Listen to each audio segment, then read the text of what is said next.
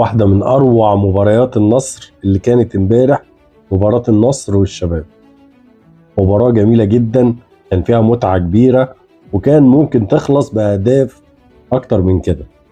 وكالعادة يا سادة، الدون كريستيانو رونالدو وهو في الطريق لازم يدشمل كام رقم قياسي كده في المسيرة بتاعته.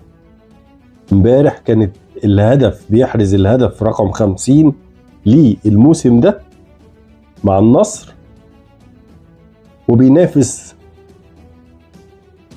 الفراخ الصغيرة هالاند ومبابي وهاري كين بعمر 39 ما شاء الله، وبيدمر